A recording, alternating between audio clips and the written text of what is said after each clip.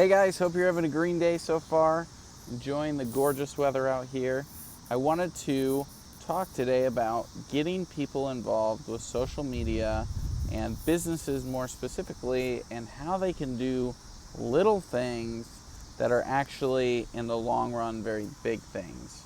So what I mean by that is making sure to engage with your audience about everything that goes on. So let's use a car dealership as an example. For a car dealership, there's constantly posts about, this sale, that sale, this coupon, rebate, whatever it is. And that's typically, not all, but majority of auto dealerships' social media interactions, okay?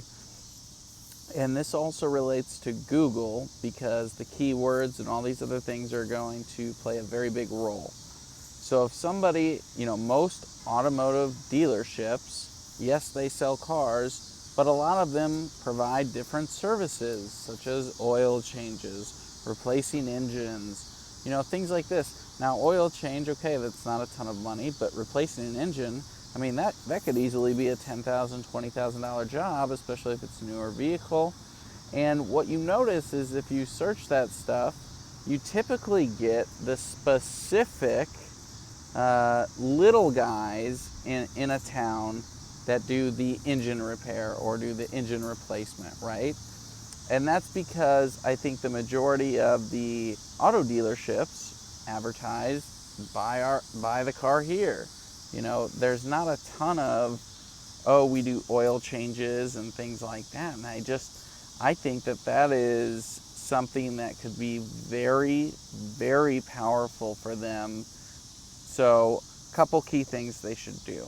One, get on Google and make sure that you are placing keywords and ads for things other than just buy my car here. So whatever it is that you're doing. And then also, before you even go and buy anything, search for what someone would be looking for. Pretend that you're that person, okay? What are the first results that come up? Where do you rank?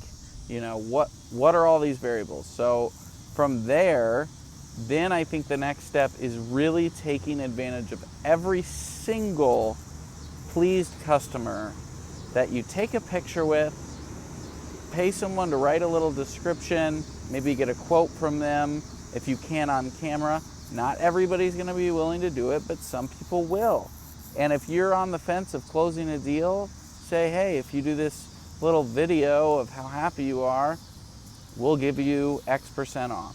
Things like that you can do to incentivize people, but also not just when they're buying a car. That's easy. I'm talking about the oil change, their experience at your shop. Oh, the service was great. Oh, we had a major issue with their car. They came right out. They picked us up. Do something even extra for them that you typically wouldn't do, just because your end goal is to get a good story out of them. Because guess what? At the end of the day, people want to relate to other people, and people want to see other positive stories that people have experienced. And I don't mean the cheesy, phony, forced versions. There's a very big difference between authentic and not authentic, and I feel that most people can tell the difference. So, in conclusion, that's one example, but you can apply that to many different business models. And I think by just posting those over time, you're not going to see an immediate big ROI where people are running through your door, but I'm telling you, if you do that, at least, I would say 5 times a month, whether it's someone buying a new car, whether it's somebody getting an oil change, whether it's somebody having a crisis and you fixed it, whatever the case is, do that and you will see a big return. And then in another video, I'll explain more about the Google AdWords and how to place those things, but that is one simple thing that I think every car dealership and many other businesses can do to really increase their brand value, increase the ROI, increase people's attention on your specific company, and let me know your thoughts, comments. Make sure you guys subscribe because you don't want to miss out on what's next.